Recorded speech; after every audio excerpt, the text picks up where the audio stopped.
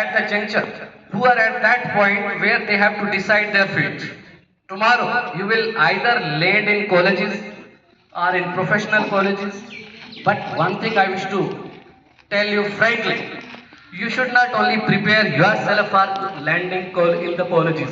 You should prepare yourself for landing in this world with dignity. With dignity everywhere.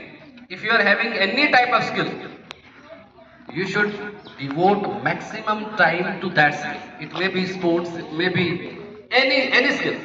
So although time is also precious for those students who are in class 6, it is not mandatory, it is precious only for students who are in class 12.